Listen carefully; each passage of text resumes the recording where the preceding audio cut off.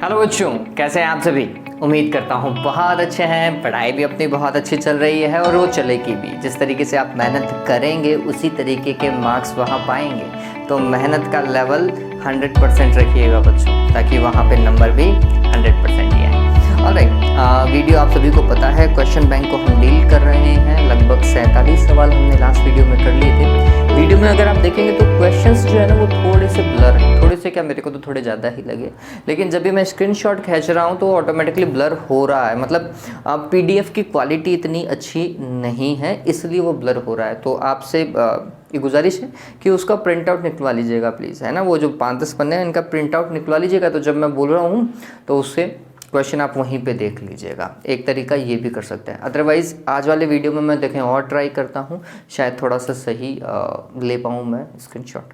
ठीक है, चलिए काम करना चालू करते हैं। मैं हूँ Prashant Maheshwari, fun with physics YouTube channel पर आप सभी का बहुत बहुत स्वागत है। ये लाइन मैं दूसरी बार बोल रहा हूँ क्या, पता नहीं मेरे को। चलो क्वेश्चंस डील करते हैं। हाँ, वीडियो को लाइक करो, देता हूँ वीडियो को लाइक करो। ऐसे थोड़ी चलेगा, हैं। वीडियो को लाइक करना बनता है ना, नहीं बनता? अरे बनता है भाई, ऐसा नहीं। हाँ देखो, पहला 48 वाला क्वेश्चन, ये कई बच्चों ने मेरे को ये सवाल भेजा है बच्चों, और मैंने उनको रिप्लाई नहीं दिया है। अभी मेरे को बहुत सारे बच्चों ने ये क्वेश्चन भेजे हैं। इसी क्वेश्चन बैंक के मेरे को बहुत सारे क्वेश्चंस मिले हैं कि सर इसका रिप्लाई कर दो प्लीज़, रिप्लाई कर दो प्लीज़, रिप्लाई कर दो। मैंने सभी को बोल दिया, वीडियो देख लेना आ रहा है। देखो, चुंबकीय फ्लक्स तथा प्रतिरोध के अनुपात का मात्रक किस राशि को व्यक्त करता है। वापस से समझ लीजिए क्या बोल रहा है। चुंबकीय फ्लक्स 48 वाला क्वेश्चन हम डील कर रहे हैं। बोल रहा है चुंबकीय फ्लक्स और प्रतिरोध, ऐसा ही है ना, का अनुपात का मात्रक किस राशि को प्रदर्शित करता है। ये कौन सी राशि है उसको प्रदर्शित करता है, और उस राशि का हमें क्या देखना है। ओके, मात्रक नहीं पूछ रहा, यही बोल रहा है कि ये जो है ना, ये किस राशि को प्रदर्शित कर रहा है, इसका मात्रक। तो पहले समझते हैं कि ये राशि मतलब ऐसा कोई फॉर्मूला है क्या। तो जब हम फिजिक्स पढ़ते हैं तो हमारे पास में बहुत सारे फॉर्मूले बन जाते हैं इस तरीके के कॉन्सेप्ट में। एक फॉर्मूला सबसे सिंपल बताता हूँ। प्रेरित आवेश आप सभी को पता है क्या? पता है प्रेरित आवेश Q इज टू क्या लिखा था, 1/r या फिर N/r। ठीक है, φ1 माइनस φ2, यही लिखा था बच्चों, याद आ रहा है। गौर कीजिए, n फेरों की संख्या का कोई मोल नहीं होता, इसका कोई मात्रक नहीं होता। ऊपर फ्लक्स है, फ्लक्स में परिवर्तन या फिर फ्लक्स, कोई दिक्कत नहीं है, मात्रक तो दोनों का समान ही होगा। तो या तो फ्लक्स का परिवर्तन लो या फ्लक्स लो। तो ऊपर तो आ रहा है फ्लक्स, नीचे आ रहा है प्रतिरोध। कौन सी राशि को प्रदर्शित कर रहा है? आवेश को। किसको प्रदर्शित कर रहा है बच्चों? आवेश को। पता चल गया वो राशि कौन सी है? आवेश है। आंसर लगा लीजिएगा, क्या आएगा? पहला आवेश आएगा। 49 वाला देखिए, पता चल गया बच्चों। अगला देखिए, एक तांबे के तार की कुंडली को एक समान चुंबकीय क्षेत्र के समांतर गतिशील होने पर प्रेरित विद्युत वाहक बल का मान होगा। अब थोड़ा सा समझ लेते हैं। देखो क्या बोल रहा है, एक तांबे के तार की कुंडली है और वो चुंबकीय क्षेत्र के समांतर गतिशील है। अब समझिए इस चीज को, ऐसा ये चुंबकीय क्षेत्र की दिशा और ये तांबे के तार की कुंडली, ठीक है, और दोनों की दिशा एक ही है। मतलब इस दिशा में चुंबकीय क्षेत्र है और इसी दिशा में इसकी गति की दिशा है। गौर कीजिए, B और V एक दूसरे के क्या होने चाहिए? लंबवत होने चाहिए, तभी जाके प्रेरित विद्युत वाहक बल देखा जाता है, अदरवाइज नहीं देखा जाता। यहाँ पे तो V और V दोनों एक दूसरे के क्या है? समांतर है भाई। ठीक है, अगर कुंडली चुंबकीय क्षेत्र की दिशा में ही गति कर रही है तो फिर प्रेरित विद्युत वाहक बल कितना होता है? 0 होता है। ठीक है, तो आंसर क्या आएगा? 0 आएगा। इसका दूसरा नंबर है 0 पे। ठीक है, 50वां देखिए, लेंज का नियम देता है। भाई लेंज का नियम क्या देता है? आंसर है प्रेरित धारा की परिमाण देता हुआ प्रेरित धारा की दिशा। तीसरा ऑप्शन देखिए, लेंज का नियम क्या देता है? प्रेरित धारा की दिशा देता है। ये बात ध्यान रखो, परिमाण से इसका कोई लेना देना है ही नहीं। 51वां देखिए, एक विद्युत संचरण लाइन में धारा उत्तर की ओर प्रवाहित हो रही है। धारा कहाँ की ओर जा रही है? उत्तर की ओर। तो उत्तर दक्षिण पूर्व पश्चिम बना लो, ये उत्तर ये दक्षिण, तो धारा उत्तर की ओर, तो साउथ से नॉर्थ की ओर जा रही है धारा, ऐसे जा रही है। ठीक है, जा रही है।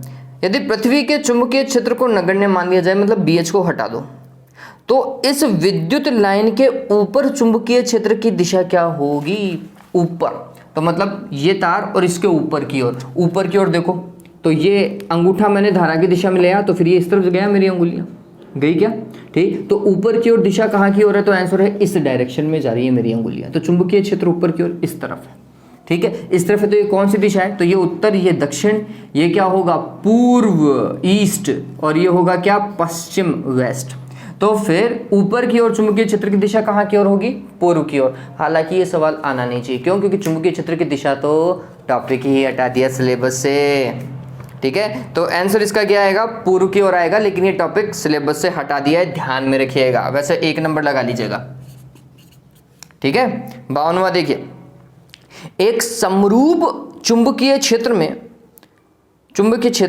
घूर्णन क्षेत्र में घूर्णन करती हुई, थोड़ा सा सही कर लेते हैं, एक समरूप चुंबकीय क्षेत्र में घूर्णन करती हुई किसी कुंडली में प्रेरित विद्युत वाहक बल एवं संबंध चुंबकीय फ्लक्स के मध्य कालांतर। मैं वापस से रिपीट करता हूं, देखो, समरूप चुंबकीय क्षेत्र B है और उसमें कोई कुंडली क्या कर रही है? घूम रही है, घूर्णन कर रही है, आयताकार कुंडली मान लो। ठीक है, और उस कुंडली में प्रेरित विद्युत वाहक बल, आयताकार कुंडली में प्रेरित विद्युत वाहक बल होता है E0 sin of omega T, यही होता है, या फिर NBA omega sine of omega T, यही होता है प्रेरित विद्युत वाहक बल। ठीक है, प्रेरित विद्युत तथा संबंधित चुंबकीय फ्लक्स, और चुंबकीय फ्लक्स क्या होता था बच्चों? BA cos ऑफ थीटा या फिर cos ऑफ ओमेगा टी, यही था। ठीक है, के मध्य कलांतर, आपको इसके बीच में कलांतर देखना है। तो एक है साइन और एक है कोस। साइन और कोस में हमेशा कितने डिग्री का कलांतर होता है बच्चों? π/2 का, हमेशा ध्यान में रखना, हमेशा। क्यों? क्योंकि साइन 90 प्लस थीटा क्या होता है? कोस थीटा होता है। 90 प्लस थीटा, 90 ऐड हो रहा है ना, तो इन दोनों में हमेशा कलांतर कितना रहता है? कितना? π/2 का रहता है। आंसर इसका दूसरे नंबर वाला आएगा। अगला देखिए बच्चों, 53वां 53, क्या बोल रहा है? यदि 2 गुणा 10 की घात -3 हेनरी स्वप्रेरण गुणांक L बराबर 2 गुणा 10 की घात -3 हेनरी, ठीक है, वाली कुंडली में धारा 0.1 सेकंड में एक समान रूप से 1 एम्पियर तक बढ़ती है, मतलब 0 से 1 एम्पियर तक बढ़ती है। कितने समय में? 0.1 सेकंड दिखाई दे रहा है, मेरे को 0.1 ही दिखाई दे रहा है। 0.1 सेकंड में धारा के मान में परिवर्तन कितना है बच्चों? 1 एम्पियर तक का है, इतनी बढ़ रही है। चलो ठीक बात है, कोई नहीं। तो प्रेरित विद्युत वाहक बल का परिमाण होगा, देखो प्रेरित विद्युत वाहक बल का परिमाण बोल रहा है, परिमाण क्या होता है? तो भाई उसका प्लस माइनस से कोई लेना देना नहीं, तो उसने बोला डायरेक्ट ही E बराबर LdI डिवाइडेड बाई dt होता है बच्चों, यही होता है परिमाण में। तो ऐसे लिखूंगा, माइनस लगाने की आवश्यकता ही नहीं है। L का मान कितना? 2 गुणा 10 की घात -3, फिर DI धारा में परिवर्तन 1, समय में परिवर्तन 0.1, पॉइंट को हटाऊं तो ऊपर क्या लगाऊं? 10, ये तो हट गया। चलो 10 से इसको गुणा करो, क्या आ जाएगा? 2 गुणा 10 की घात -2, सॉल्व करो, यही आंसर होना चाहिए। वैसे तो वोल्ट लगा लीजिएगा मात्रक, ठीक है। अदरवाइज अगर ये नहीं होगा तो फिर कितना होगा? 0.02 होगा। 100 का भाग लगाओगे तो 0.02 ही आएगा। वोल्ट लगा लीजिएगा, मात्रक वोल्ट है। तीसरा देखो 0.02 वोल्ट है ना। चलिए, तो ये हो गया आपका। फिर 54वां देखिए, प्रत्यावर्ती धारा की कला वोल्टता की कला से π/2 कोण से पीछे रहती है परिपथ में। देखो सवाल क्या बोल रहा है? प्रत्यावर्ती धारा की कला, है ना, किसकी कला? प्रत्यावर्ती धारा की कला वोल्टता से पीछे है, इसका मतलब धारा π/2 कोण पीछे है। साफ साफ बोल रहा है क्या सवाल में? अगर धारा पीछे होती है, लेग बिहाइंड हो गया क्या, है ना, धारा पीछे लेग बिहाइंड। कौन सा परिपथ? शुद्ध एल परिपथ, शुद्ध प्रेरकीय परिपथ। कौन सा बच्चों? शुद्ध प्रेरकीय परिपथ, ठीक है, शुद्ध प्रेरकीय परिपथ आएगा।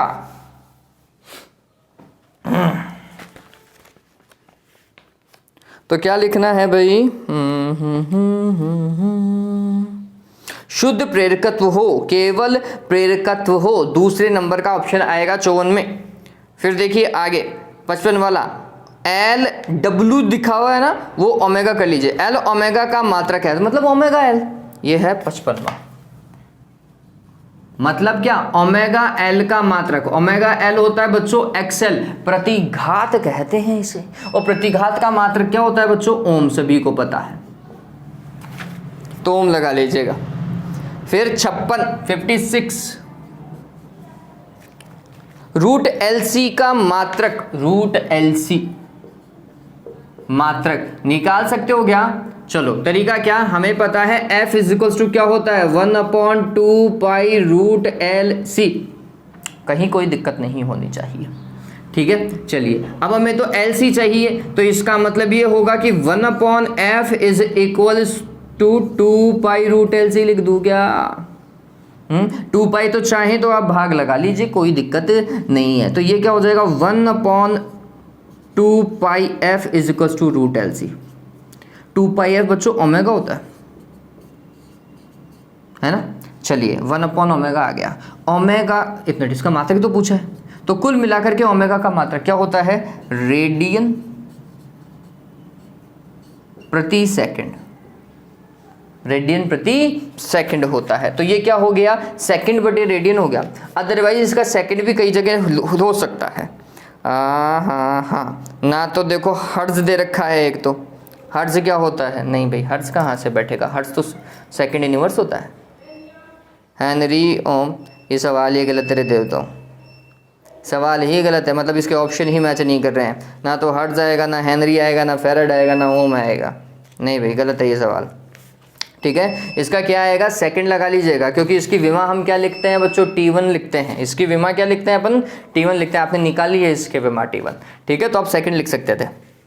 चलिए आगे देखिए 57वां, शुद्ध प्रेरकत्व या शुद्ध धारिता का शक्ति गुणांक का मान होता है। अब ये थोड़ा सा समझिए, शुद्ध प्रेरकत्व या फिर शुद्ध धारिता का शक्ति गुणांक कोर्स में नहीं है, तो इसका मतलब ये सवाल भी हमारे कोर्स में नहीं है, ठीक। तो भी शक्ति गुणांक कितना होता है, 0, क्यों, क्योंकि दोनों के लिए कलांतर का मान π/2 होता है, कलांतर का मान π/2, तो cos फाई मतलब cos π/2 और cos π/2 का मान कितना, 0 होता है, ठीक है। तो इसका 0 आएगा वैसे तो, लेकिन ये हमारे कोर्स का भाग नहीं है, ध्यान में रखिएगा। तो 58वां यूजलेस सवाल है, और 57वां यूजलेस सवाल है। 58वां देखो क्या बोल रहा है, धारा I बराबर Im sine omega T minus π/2, Im sine omega T minus π/2, ये लो भाई, धारा पीछे चल रही है, शुद्ध एल परिपथ है, और V बराबर दे रखा है Vm साइन ओमेगा टी, ठीक बात है, में वह होने वाली शक्ति, ये लो भाई शक्ति, वैसे तो शक्ति कोर्स में ही नहीं है, तो ये सवाल भी कोर्स में नहीं है। मैंने कहा था ना आपको बहुत सारे सवाल दिखाऊंगा जो कोर्स में नहीं है, पहले ये वाला सवाल, अभी ये वाला सवाल भी कोर्स में नहीं है। तो हमने बोला फाई बराबर कितना है, π/2, तो शक्ति का मान कितना होता है, 1/2 Vm Im cos phi, cos phi का मान π/2 रखोगे तो 0 आएगा, शक्ति कितनी आएगी, 0, लेकिन कोर्स का भाग नहीं है, ध्यान में रखिएगा। तो 58वां भी कोर्स में नहीं है, वैसे 0 आएगा इसका आंसर, 4th नंबर पे आ रहा है।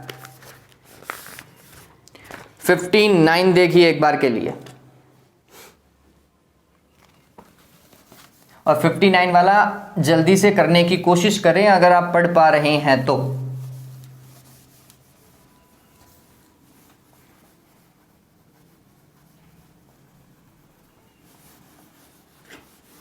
एक मैं कोशिश करूंगा कि 16वें चैप्टर का रिवीजन क्लास जल्दी से बना दूं।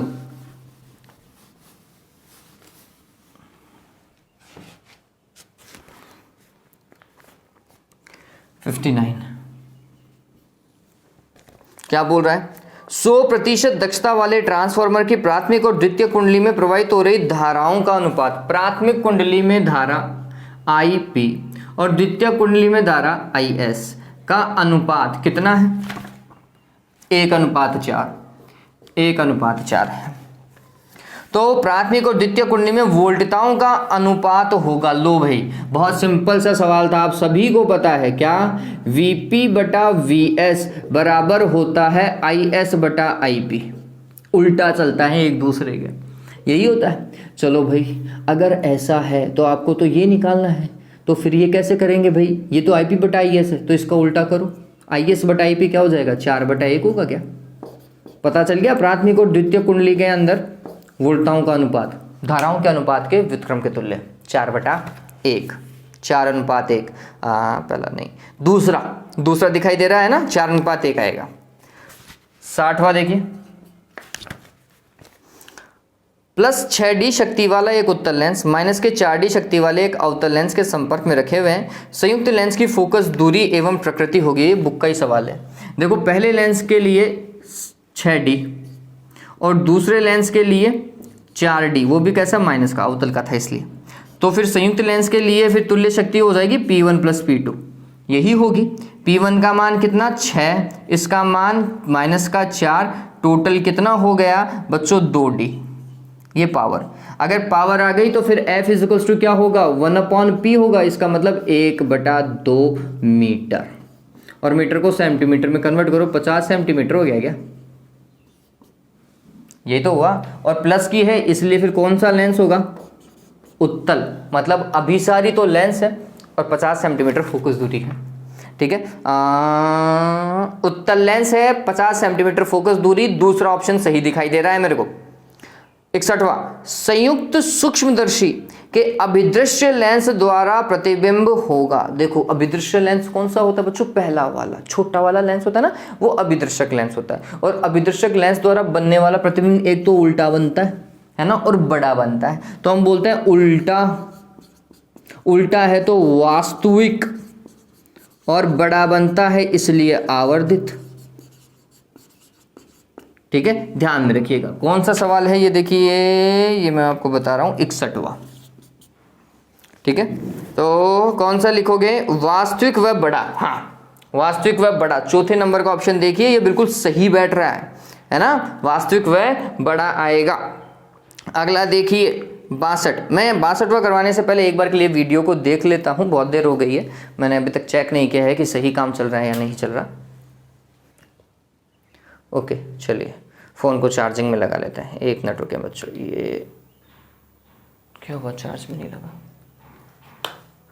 लाइट वापस से गई। ओके, ऑलराइट, कोई नहीं, चलिए इसको मिटाते हैं।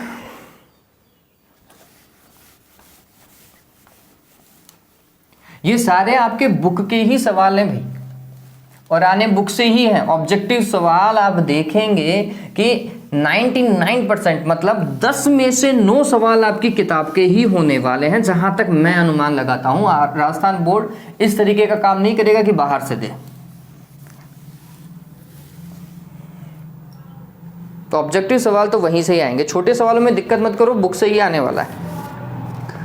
हाँ, 62 क्या बोल रहा है? किसी प्रिज्म के न्यूनतम विचलन कोण का मान उसके अपवर्तनांक कोण के बराबर होगा। अपवर्तनांक कोण मतलब प्रिज्म कोण के बराबर होगा। ठीक है, बराबर होगा यदि प्रिज्म के पदार्थ का अपवर्तनांक होगा। भाई बहुत बढ़िया, न्यूनतम विचलन कोण का मान किसके बराबर? प्रिज्म कोण के बराबर है। तो क्या बोल रहा है? अपवर्तनांक पूछ रहा है। देखो अब ये कैसे होगा, तो हम बोलते हैं कि प्रिज्म का अपवर्तनांक होता है नीटा बराबर क्या? साइन आई। साइन आई मतलब डेल m + a / 2 बटा साइन a/2। यही पढ़ते हो क्या बच्चों? चलो अब इसे देखो, ये हो जाएगा साइन, डेल m की जगह a ही रखो, तो ये a + a/2 बटे साइन a/2 होगा क्या? चलो ये हो जाएगा साइन 2a/2, यही हो जाएगा क्या? 2a में 2 का भाग लगाओ तो 2 से 2 तो कैंसिल हो गया, यही रहा। और नीचे क्या है? Sign a/2। ठीक है, साइन a। अब इसको मैं देखो साइन 2θ से तोड़ूंगा तो क्या लिखूंगा? 2 साइन θ/2 कोस θ/2। बताओ भाई, कहीं कोई दिक्कत नहीं होनी चाहिए। लाइट आ गई। ठीक है, और नीचे क्या? साइन a/2 जाता रहा, क्या आया? 2 cos a/2। ये अपवर्तनांक होगा। अब इस अपवर्तनांक का मान कहाँ से कहाँ तक परिवर्तित हो सकता है, तो डिपेंड करता है प्रिज्म कोण पर। तो हम बोलते कोण है, कोण का मान जो है वो 0 से लेकर कहाँ तक 90 डिग्री तक, ज़्यादा से ज़्यादा 90 डिग्री, इससे ज़्यादा प्रिज्म कोण चेंज नहीं हो सकता और इससे कम नहीं हो सकता। ठीक है, 0 से ज़्यादा होगा, 90 से कम होगा, ये सीन है। तो हम रखते हैं कि 0 रख के देखो एक बार के लिए। अगर मैं यहाँ पर 0 रखता हूँ तो नीटा का मान कितना आएगा, सॉरी नीटा का मान आएगा 2 cos 0, cos 0 का मान होता है 1, तो इसका मान आएगा 2। ठीक है, अपवर्तनांक का मान कितना आएगा, 2 आ जाएगा। फिर n ही मान लीजिएगा, मैं n को थोड़ा अजीब से लिख रहा हूँ। फिर अगला देखो दूसरा केस, अगर a का मान 90 रख दें, 90 रखे तो 90 में 2 का डिवाइड दो, कितना आएगा 45 आएगा क्या, 45, तो ये हो जाएगा 2 cos 45, cos 45 मतलब 1/√2, ये तो गया कितना आएगा √2। तो आपको पता चला अपवर्तनांक का मान √2 से कहाँ तक चेंज हो सकता है, 2 तक चेंज हो सकता है ना। √2 से तो ज़्यादा और 2 से क्या होगा, कम, इनके मध्य में वेरी करेगा। हाँ देखो, लो पहला ही ऑप्शन है √2 व 2 के बीच, वैसे भी ये आपकी किताब का ही सवाल है भाई, है ना। पता चला बच्चों, उतार लीजिएगा, सवाल बहुत प्यारा है, ये वाकई में लेवल का सवाल है ये आपकी बुक का। Done, okay. हाँ, जो बच्चे अभी देखना चालू किए हैं, वीडियो अभी तक लाइक नहीं किया है, शेयर नहीं किया, शेयर कर दो जल्दी से। बहुत दिनों से आप बोल रहे थे ना कि सर प्लीज़ इस क्वेश्चन बैंक को सॉल्व करवा दो, क्वेश्चन बैंक को सॉल्व करवा दो, लो सॉल्व करवा रहा हूँ। अब ये आपकी जिम्मेदारी है शेयर करना, ये अब आपकी नैतिक जिम्मेदारी है ना।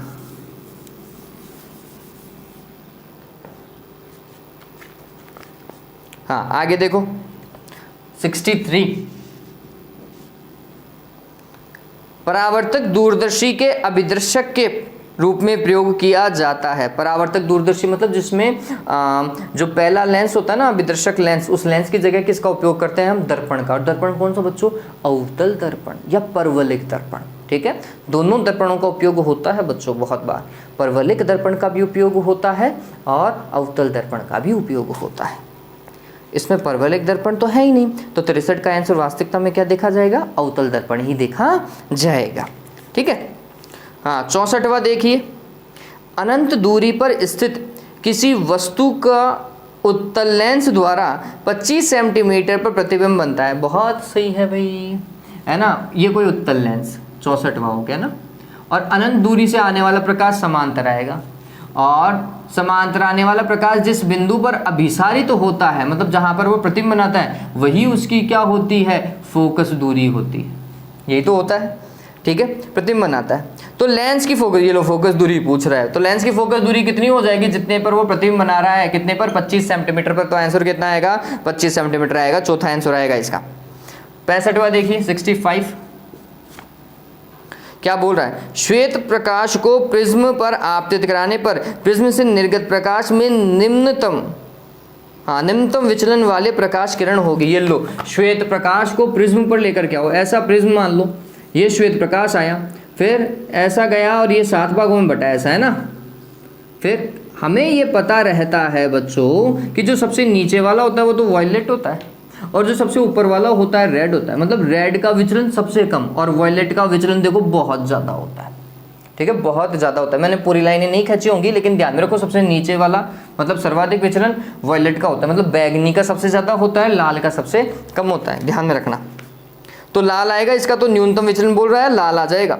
66वां देखिए 66, यंग द्विस्लिट प्रयोग में एक वर्णीय प्रकाश स्रोत के लिए पर्दे पर प्राप्त फ्रिंजों का आकार होगा। ये देखो, ये वाला सवाल सीबीएसई का है। ये जो पर्टिकुलर सवाल है आपकी बुक में तो है, लेकिन इसका आंसर जो है वो आपकी बुक में गलत दे रखा है, परवलय लिखा हुआ है, जबकि ये क्या आएगा, अति परवलय। सीबीएसई में साफ साफ लिखा हुआ है कि अगर डी का मान, स्मॉल डी का मान है ना बहुत कम हो, स्मॉल डी क्या होती है, दोनों प्रकाश स्रोतों के बीच की दूरी होती है। अगर स्मॉल डी का मान बहुत कम होता है तो पर्दे पर प्राप्त फ्रिंजों का आकार कैसा होता है बच्चों, अति परवलय आकार होता है। ठीक है, साफ साफ वहाँ लाइन लिखी हुई है, और इसका एग्जैक्ट आंसर भी आपको यही मिलेगा, अति परवलय आकार ही है। तीसरा लगाइएगा इसका 68। एकल स्लिट विवर्तन में स्लिट की चौड़ाई a है, चलो ठीक है, स्लिट की चौड़ाई a होती है, और एक वर्णीय प्रकाश स्रोत की तरंगदैर्घ्य लैम्डा है, तो पहला द्वितीय निम्निष्ठ की अक्ष से कोणीय स्थिति होगी। ओके, निम्निष्ठ की स्थिति और पहले निम्निष्ठ की स्थिति चाहिए उसको।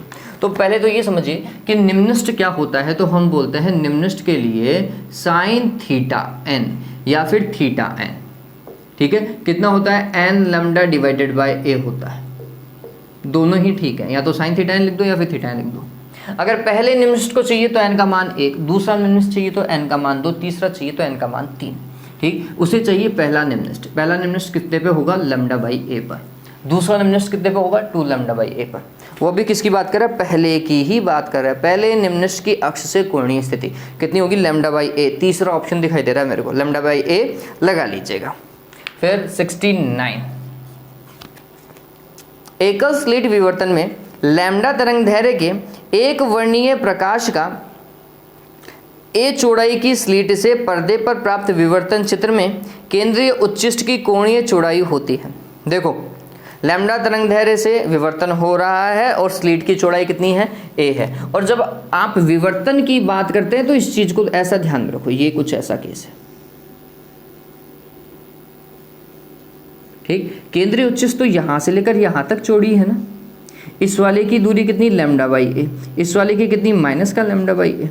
अरे पहला निम्निष्ठ तो है, लैम्डा बाई ए स्थिति पे होगा, तो ये दूरी लैम्डा बाई ए और ये दूरी लैम्डा बाई ए, तो दोनों को जोड़ोगे, जोड़ो lambda by A plus lambda by A, कितना हो जाएगा, 2 लैम्डा डिवाइड बाई ए। होगा नहीं होगा, जोड़ना है, ये माइनस से कोई फर्क नहीं पड़ेगा। आपको दूरी पूछ रहा है, दूरी तो धनात्मक ही होगी, देवता माइनस की थोड़ी लिखते हैं, ठीक है। तो कितनी आएगी, 2 लैम्डा बाई ए। पहला ऑप्शन देखिए, इसका पहला ही दिखाई दे रहा है मेरे को 69 में, ठीक है। चलिए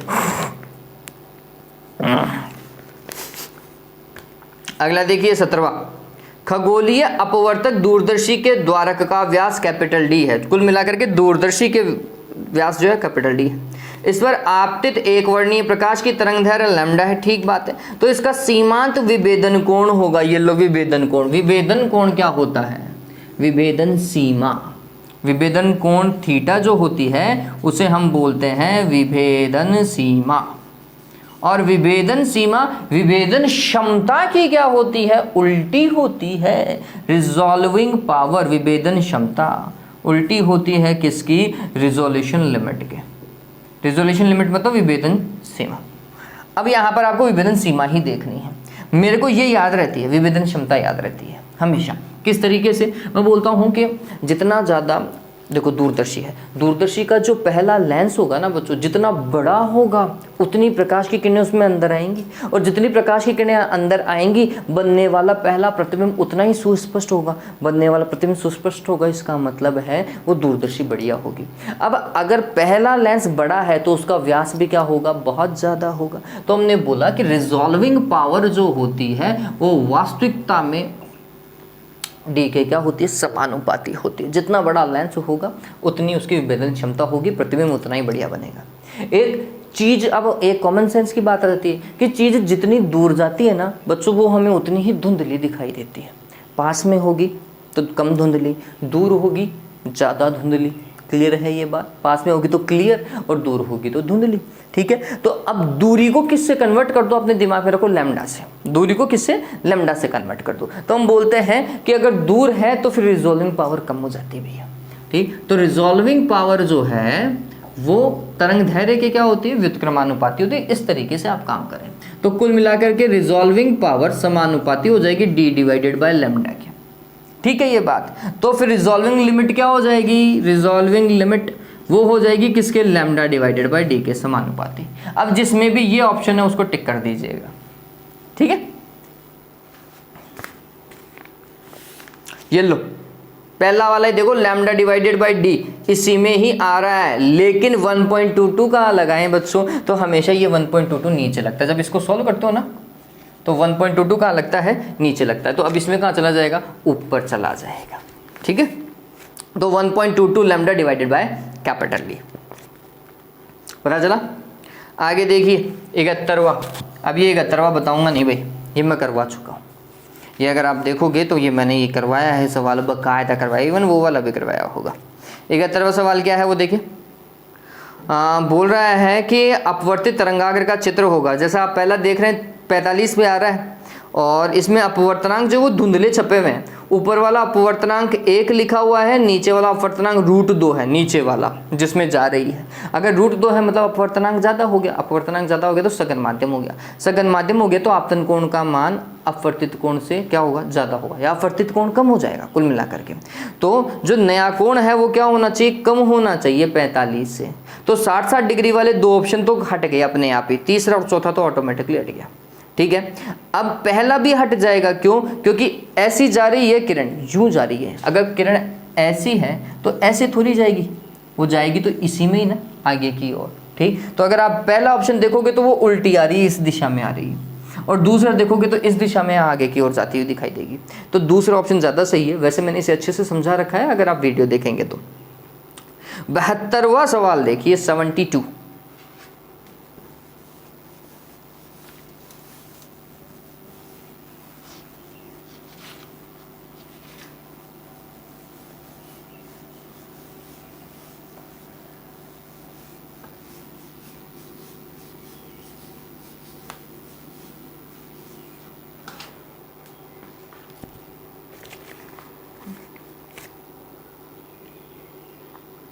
हाँ भाई देखो 72 वाला क्या बोल रहा है, किसी प्रकाश पुंज ए के फोटोन की ऊर्जा, किसी प्रकाश पुंज ए के फोटोन की ऊर्जा अन्य प्रकाश पुंज बी के फोटोन की ऊर्जा की दुगनी है। तो हमने बोला ए के फोटोन की ऊर्जा E, दूसरा फोटोन है बी और उसकी ऊर्जा की दुगनी है, तो दूसरे फोटोन की ऊर्जा EB और इसकी दुगनी। चलो ठीक बात है।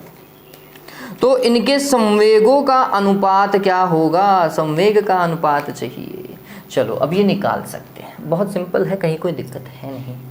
फोटोन है और फोटोन के लिए एक ऊर्जा होती है PCB होती है। देखो किस तरीके से लिखते हैं अपन, आप सभी को पता है ऊर्जा E = क्या होता है, hν होता है। इसे लिखते हैं hc/λ, और h/λ संवेग होता है बच्चों। तो ये हो गया P और ये हो गया C, तो ऊर्जा का एक फॉर्मूला क्या हो गया, PC।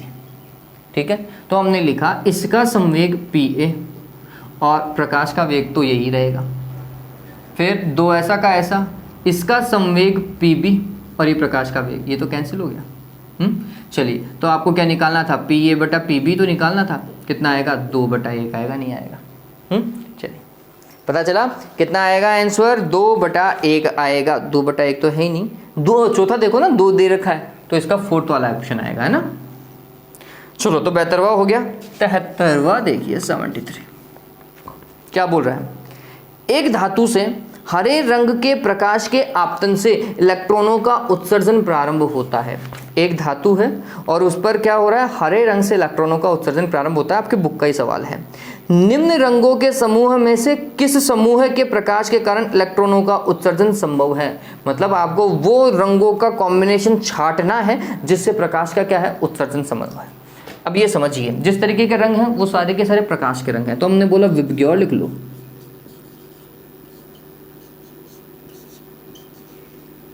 ठीक है। हरे रंग से प्रकाशिक इलेक्ट्रॉनों का उत्सर्जन होता है, तो इससे अधिक आवृत्ति के सभी रंगों के लिए उत्सर्जन होगा। क्यों, क्योंकि आवृत्ति ज़्यादा होगी तो ऊर्जा भी क्या होगी, ज़्यादा होगी, तो फिर उत्सर्जन आसानी से होगा। ये दहली आवृत्ति है, दहली आवृत्ति से अधिक आवृत्ति के लिए क्या होगा, उत्सर्जन होगा। दहली आवृत्ति से कम आवृत्ति के लिए उत्सर्जन नहीं होगा।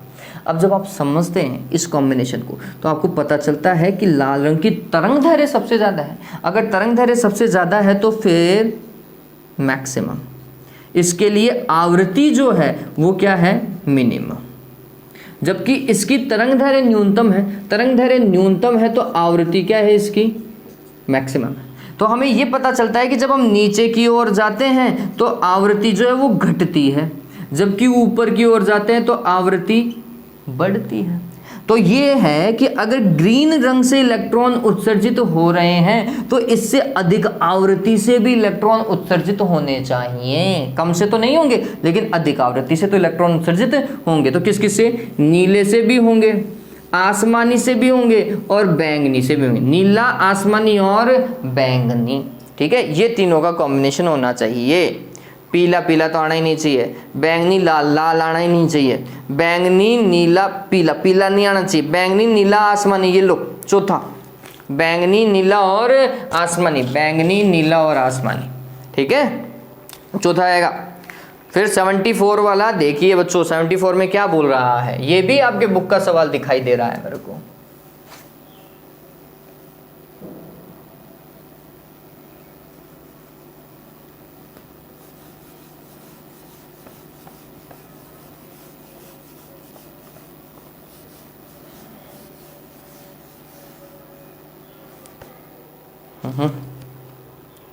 देखिए 74, यदि किसी अनअपेक्षीय मुक्त इलेक्ट्रॉन की ऊर्जा दुगनी कर दी जाए, इलेक्ट्रॉन की ऊर्जा को क्या कर दो, दुगनी कर दो, तो उससे संबंधित द्रव्य तरंग की आवृत्ति किस गुणांक से परिवर्तित होगी। देखो क्या बोल रहा है, एक अनअपेक्षीय मुक्त इलेक्ट्रॉन मतलब एक फोटोन के समान इलेक्ट्रॉन, ठीक है, उसकी ऊर्जा को प्रारंभ से क्या कर दी जाए, दुगनी कर दी जाए, ऊर्जा को दुगनी कर रहे हैं।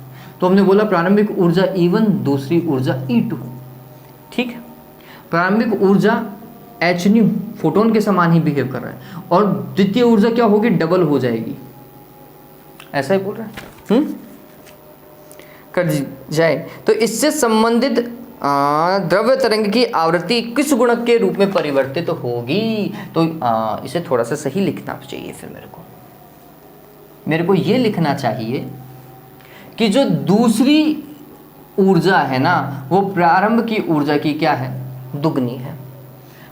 फिर प्रारंभ में उसकी आवृत्ति 1 है और बाद में उसकी आवृत्ति को न्यू2 कर दिया, H से H तो क्या हो जाएगा, कैंसिल हो जाएगा।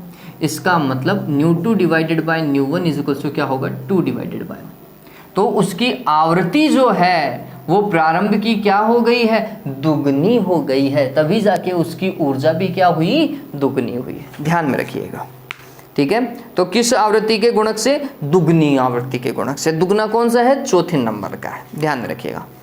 फिर 75वां देखिए, 10 इलेक्ट्रॉन वोल्ट, 10 इलेक्ट्रॉन वोल्ट गतिज ऊर्जा के एक इलेक्ट्रॉन से संबंधित डी ब्रोगली तरंग दैर्ध्य एग्जाम में नहीं आएगी, हटा दिया है कोर्स से, आप सभी को पता है ना, इलेक्ट्रॉन प्रोटॉन वो जितने भी आगे वाले कण हैं उनके लिए हटा दिया गया है। डी ब्रोगली तरंग दैर्ध्य है लेकिन इन सारे कणों के लिए हटा दिया गया है, ठीक। चलिए, तो भी इलेक्ट्रॉन के लिए तरंग दैर्ध्य क्या होती है, lambda e is equals to 12.27 angstrom divided by क्या, √v होती है। इससे आप सॉल्व करेंगे। और वैसे ये गतिज ऊर्जा के साथ में दिया हुआ है, तो आप पहले तो गतिज ऊर्जा को क्या लिखोगे, QV लिखोगे, QV is equals to 10 electron volt, तो फिर EV इज इक्वल्स टू ये हो जाएगा 10 इलेक्ट्रॉन वोल्ट, तो फिर E से E कैंसिल, तो उसका विभवांतर आएगा 10 वोल्ट, और इस 10 को यहाँ रख दीजिएगा, ठीक है, और फिर सॉल्व कीजिएगा। उम्मीद करता हूँ आप कर लेंगे, ठीक है। आगे देखिए 75वां, प्रकाश विद्युत प्रभाव के प्रयोग में निरोधी विभव बताता है। भाई निरोधी विभव क्या बताता है, आवृत्ति से रिलेटेड है और उत्सर्जित फोटोन की गतिज ऊर्जा से रिलेटेड है। निरोधी विभव अगर आप देखोगे, इसके ग्राफ अगर आप देखोगे तो किस रिलेटेड है, एक तो आवृत्ति से रिलेटेड है, आवृत्ति बढ़ाओगे तो निरोधी विभव भी बढ़ेगा और गतिज ऊर्जा भी बढ़ेगी, ठीक है। तो ध्यान रखिए। फोटो इलेक्ट्रॉनों की तीव्रता को नहीं, भाई निरोधी विभव का इलेक्ट्रॉनों की तीव्रता से कोई लेना देना नहीं है। फोटो इलेक्ट्रॉनों की अधिकतम गतिज ऊर्जा को, बिल्कुल सही बात है, अधिकतम गतिज ऊर्जा और निरोधी विभव का लेना देना होता है। फोटो इलेक्ट्रॉनों की निम्नतम गतिज ऊर्जा नहीं, भैया गलत है। प्रकाश विद्युत धारा के अधिकतम मान को, विद्युत धारा से भी इसका कोई लेना देना नहीं, तो दूसरा बिल्कुल सही है, फोटो इलेक्ट्रॉनों की अधिकतम गतिज ऊर्जा को बच्चों, ठीक है, ध्यान में रखो। चलो, अरे बाप रे कितने गए, अरे भगवान, एक बार के लिए वीडियो चेक करेगा कितना लेंथ हो गया, ज़्यादा लेंथ तो नहीं चली गई है। देखिए बच्चों,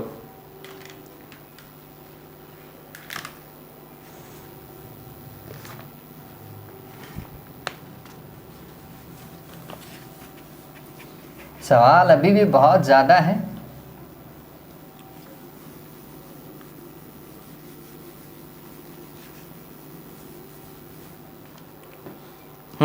देखिए, प्रकाश विद्युत प्रभाव से संबंधित वक्र नहीं है, संतृप्त धारा और तीव्रता के बीच में ऐसा ही वक्र जाता है, पहला जैसा आप देख पा रहे हैं। दूसरा देखिए, संतृप्त धारा और आरोपित विभव के बीच में भी यही जाता है, बिल्कुल ठीक है, आरोपित वोल्टता और धारा। ये तीसरा बिल्कुल गलत है बच्चों, ये जो है वो पीएन डायोड के लिए कर्व है, तीसरा गलत है, तीसरे के ऊपर टिक लगा लीजिएगा। 77वें में हाइड्रोजन परमाणु की लाइमन श्रेणी विद्युत चुंबकीय स्पेक्ट्रम के किस भाग में पाई जाती है? पराबैंगनी भाग में पाई जाती है। लाइमन पराबैंगनी में, बामर दृश्य में और बची हुई सारी तीनों अवरक्त के अंदर। फिर किसी हाइड्रोजन परमाणु को n=4 ऊर्जा स्तर तक उत्तेजित किया जाता है तो उत्सर्जित स्पेक्ट्रमी रेखाओं की संख्या होगी 6। ये तो रट गया है सवाल ही। स्पेक्ट्रमी रेखाओं की संख्या n × n-1 divide by 2, n का मान 4, फिर 4 में से 1 घटाया बटा 2 भाग लगाया 2 × 3 = 6। स्पेक्ट्रमी रेखाओं की संख्या 6 आएगा, 79। ठीक है, 80वां देखो क्या बोल रहा है। उत्तेजित हाइड्रोजन परमाणु में यदि बोर सिद्धांत के अनुसार कोणीय संवेग का मान, कोणीय संवेग क्या होता है? mvr या फिर NH/2π का मान कितना हो? 2 × H/2π हो तो इसकी ऊर्जा होगी। तो इसकी ऊर्जा पूछ रहा है भैया, ये तो कट गया। तो n=2 में ऊर्जा, देखो n=2 में ऊर्जा लिखेंगे En बराबर क्या होता है? हाइड्रोजन में 13.6 डिवाइडेड बाय n² लिख देता हूँ, इतना ही करेंगे। Z² आता है लेकिन हाइड्रोजन के लिए तो 1 लिखेंगे। चलो यहाँ पे 4 लगा दूँ तो 13.6/4 कर दूँ क्या? n², 2 का स्क्वायर तो 4 ही होता है। इलेक्ट्रॉन वोल्ट कितना आता है रे भाई? 3.4 आता है क्या? इतना ही आता है, इतना ही बताया था। 3.4 क्या? इलेक्ट्रॉन वोल्ट, वो भी कैसा? माइनस का। चौथा देखिए, माइनस का 3 नहीं आएगा, वो तो मेगा इलेक्ट्रॉन वोल्ट लिखा हुआ है। तीसरा देखिए 3.4 इलेक्ट्रॉन वोल्ट आएगा बच्चों, तीसरा। ठीक है, फिर 81वां देखिए, हाइड्रोजन परमाणु में मुख्य क्वांटम संख्या n को बढ़ाने पर परमाणु की स्थितिज ऊर्जा घटती है। अरे n बढ़ेगा तो देखो ऊर्जा घटेगी, कुल ऊर्जा घटेगी, तो सीधी सी बात है वो भी घट जाएगा। तो ये बात ध्यान में रखिएगा, ऊर्जा क्या हो जाती है? स्थितिज ऊर्जा घटती है, पहला लिख लीजिएगा। फिर 82, मैं परिमाण की बात कर रहा हूं, ऊर्जा का परिमाण क्या होता है? घटता है। फिर जब एक हाइड्रोजन परमाणु मूल अवस्था से प्रथम उत्तेजित अवस्था मतलब दूसरी में चला जा रहा है, संक्रमित होता है, तो इसके कोणीय संवेग में वृद्धि, पहले से दूसरे में जा रहा है, पहले से किस में जा रहा है? दूसरे में जा रहा है, तो कोणीय संवेग में वृद्धि मतलब L2 - L1 कितना होगा? NH/2π होता है, तो ये हो जाएगा दूसरे में 2H/2π माइनस पहले में 1H या फिर H/2π। कितना हो जाएगा भाई? H/2π ही आएगा क्या? H/2π कितना होता है रे छोरो? कितना बताया था? 1.05 के आसपास का बताया था क्या? 5-4 होगा। 10 की घात क्या? -34 मात्रक क्या? जूल सेकंड, यही होता है। देखो 1.054 तो है नहीं, 1.05 ही है, उन्हें 10 की घात -34 जूल सेकंड आ जाएगा। चलिए तो दूसरा लगा लीजिएगा इसका टिक। वैसे भी सॉल्व करोगे, h का मान कितना रखना है भाई? कितना रखना है रे? 6.62 × 10 की घात -34। ठीक है, चलो 83वां देखो 83, हाइड्रोजन परमाणु की मूल स्तर में इलेक्ट्रॉन को परमाणु से बाहर निकालने के लिए आवश्यक न्यूनतम ऊर्जा का मान कितना होगा? प्लस का 13.6। क्यों? क्योंकि मूल स्तर में उसकी ऊर्जा कितनी होती है? -13.6 इलेक्ट्रॉन वोल्ट होती है। ठीक है, तो इलेक्ट्रॉन को बाहर निकालने के लिए इतनी की इतनी ही ऊर्जा की आवश्यकता होगी, लेकिन कितनी? प्लस के अंदर। तो टोटल ऊर्जा कितनी हो जाएगी? 0 हो जाएगी। ऐसा ही तो करते हैं, यही तो तरीका बताया था। तो जितनी ऊर्जा माइनस की उतनी प्लस में ऊर्जा दे दो तो वो कहाँ भग जाएगा? अनंत में भग जाएगा, मतलब मुक्त हो जाएगा। ठीक है, तो कितना आएगा? 13.6 इलेक्ट्रॉन वोल्ट। दूसरा ऑप्शन बिल्कुल सही है, प्लस का लगाइएगा, माइनस का मत लगा देना। 64वां, निम्नलिखित में से सर्वाधिक बंधन ऊर्जा प्रति न्यूक्लियन का नाभिक है। इसमें निकल तो है नहीं, आपकी बुक के अकॉर्डिंग निकल है, CBSE के अकॉर्डिंग फेरस है। वैसे चौथा फेरस दे रखा है, Fe लगा लीजिएगा, Fe56 है ना, Fe56 लगा लीजिएगा। फिर 85वां देखिए, द्रव्यमान संख्या में वृद्धि होने पर नाभिक से संबंधित कौन सी राशि परिवर्तित नहीं होती? ये बात ध्यान में रखो, घनत्व कभी द्रव्यमान पे निर्भर नहीं करता, मतलब द्रव्यमान संख्या पे निर्भर नहीं करता, ये अपन ने सिद्ध किया है, नियत होता है घनत्व। ठीक है, तो चौथा लगा लीजिएगा, 85वें में चौथा आएगा, घनत्व निर्भर नहीं करता है। फिर निम्नलिखित में से कौन सी विद्युत चुंबकीय तरंग है? भाई अल्फा भी नहीं है, बीटा भी नहीं है, कैथोड किरणें भी नहीं है, कौन सी है? गामा किरणें विद्युत चुंबकीय तरंग है। पहले ही पढ़ते हैं ना जीएक्स पे, देखो आई एम रेडी में जी पहले ही आता है, गामा। ठीक है, पता चल गया। 87वां देखिए, 87, जल्दी जल्दी बता रहा हूं, कोई दिक्कत थोड़ी है देवताओं, ये सारे के सारे थ्योरी वाले सवाल थे और हमने खूब बार किए हैं।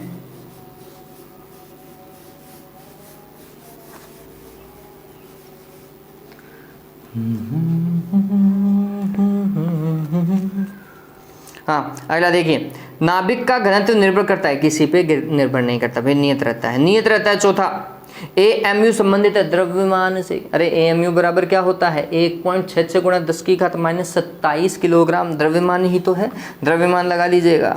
फिर अगला, परमाणु के नाभिक की औसत प्रभावी त्रिज्या R संबंधित है। भाई ये बात ध्यान में रखो, त्रिज्या जो है वो द्रव्यमान संख्या की 1/3 घात के क्या होता है? समानुपाती होता है। चौथा इसका बिल्कुल सही है।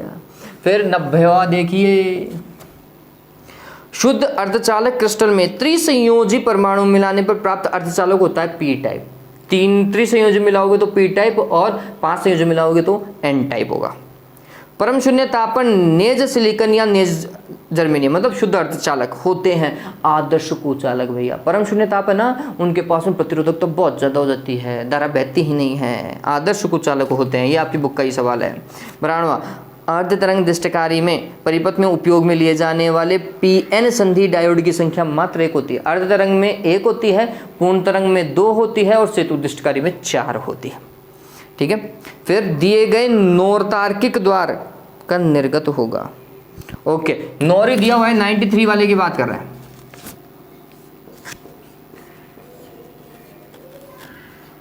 नोट ए आ रहा है, क्या आ जाएगा? ए बार। कितनी बार बताऊं, ये मैंने बहुत अच्छे से समझा रखा है। लॉजिक गेट जितना, मैंने तो खैर सारे वीडियो बहुत अच्छे से बना रखे हैं, आप एक बार देखो तो सही बच्चों, आपको समझ में आएगी हर एक चीज़।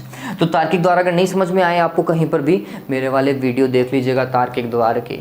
ठीक है, मैं टैग कर दूंगा वैसे भी तार्किक द्वार को, या तो आई पॉइंट के ऊपर मिल जाएगा, अदरवाइज डिस्क्रिप्शन में देख लीजिएगा, आपको मिलेगा। बहुत अच्छे से समझाया मैंने तार्किक द्वार को, और अगर देख लिया वीडियो तो कभी नहीं बोलो, जिंदगी में कभी नहीं बोलोगे ऐसा समझाया। फिर 94 देखिए, 94, संधि ट्रांजिस्टर को प्रवर्धक के रूप में उपयोग में लेने के लिए निम्न में से किस विन्यास में जोड़ा जाता है? वैसे तो किसी में भी जोड़ सकते हैं, लेकिन सामान्यतः उभयनिष्ठ उत्सर्जक विन्यास का उपयोग किया जाता है। ये बात ध्यान में रखो, क्योंकि इसमें वो तीनों की तरह बिहेव करता है। तो सामान्यतः की बात कर रहा हूँ, उभयनिष्ठ उत्सर्जक विन्यास लगा लीजिएगा, वैसे किसी में भी जोड़ सकते हो आप। 95 देखिए, संधि ट्रांजिस्टर का आधार विन्यास में जोड़ने पर धारा प्रवर्धन गुणांक अल्फा का मान 1 से बहुत कम होता है। आधार के लिए इतना होता है उभयनिष्ठ आधार विन्यास में, उभयनिष्ठ उत्सर्जक विन्यास में बीटा होता है और उसका मान 1 से ज़्यादा होता है। ठीक है, 96 देखिए, विद्युत चुंबकीय तरंग के इकाई क्षेत्रफल से ऊर्जा प्रवाह की दर एस पॉइंटिंग सदिश का मान होता है। ये सभी को याद होना चाहिए, पॉइंटिंग सदिश आएगा ही आएगा इस बार। क्या भाई? 1/μ0 E vector cross B vector, देवताओं आएगा ही आएगा। ठीक है, ई क्रॉस बी वेक्टर आएगा, पहला ही सही दिखाई दे रहा है इसका। दूसरा देखिए, मतलब 97 देखिए, घरों में टीवी के रिमोट में ली जाने वाली विद्युत चुंबकीय तरंग, टीवी के रिमोट में अवरक्त किरणें होती हैं भैया, मेरे बच्चे ने खराब कर दिया रिमोट से आज। हाँ, भोजन पकाने के लिए निम्न में से कौन सी विद्युत चुंबकीय तरंगों का उपयोग किया जाता है? सूक्ष्म तरंगों का उपयोग किया जाता है। अरे माइक्रोवेव ओवन में सूक्ष्म तरंगे ही तो यूज होती है ना, माइक्रो तरंगे। आगे देखिए, 99वां, ये सवाल आ सकता है, इवन बोर्ड का ही सवाल है ना, बस थोड़ा सा ही चेंज किया है अगले ने। एक्स का अर्थ है, एक्स का मतलब यहाँ पर अगर आप देखोगे तो ये क्या है बच्चों? प्रेषित्र का है। किस तरीके से आयाम मॉडल तरंग से मूल तरंग प्राप्त की जाती है उसका एक ब्लॉक डायग्राम दे रखा है। पहला प्रवर्धक होता है, दूसरा आईएफ स्टेज होता है, तीसरा डिटेक्टर या फिर संसूचक होता है, चौथा वापस से प्रवर्धक होता है। तो ये जो एक्स है वो क्या है? संसूचक। क्या है बच्चों? संसूचक। पहला आएगा ऑप्शन। हो गया क्लियर? चलो, तो उम्मीद करता हूँ ऑब्जेक्टिव सवाल सारे क्या हो चुके हैं? कंप्लीट हो चुके हैं। नेक्स्ट वाले वीडियो के अंदर बचे हुए सवाल भी डिस्कस करेंगे, है ना? वीडियो समझ में आया? समझ में आया तो प्लीज़ इसे लाइक कर दीजिएगा। और एक मैंने कहा था आपको कि शायद प्रिंट ले लीजिए इसका, है ना। कुल कितने पन्ने हैं इसके, पेज संख्या लिखी हुई नहीं है, लेकिन मेरे हिसाब से 10 पन्नों के अंदर या 15 पन्नों में आपको प्रिंट निकल जाएगा। मतलब 50 रुपये ज़्यादा से ज़्यादा लगेंगे आपके। हालांकि मैं पूरी कोशिश करूंगा कि आपके वो रुपए नहीं लगे, लेकिन अगर नहीं लगते हैं तो नहीं समझ में आता है तो दूसरे फ़ोन के अंदर PDF खोल लीजिएगा, ऐसा कर लीजिएगा, फिर देखते जाइएगा, कहीं कोई दिक्कत नहीं है, ठीक है। और वैसे मैं कोशिश करूँगा कि आपको सामने ही सवाल अच्छे से दिखाई दे। Okay, have a good day, take care.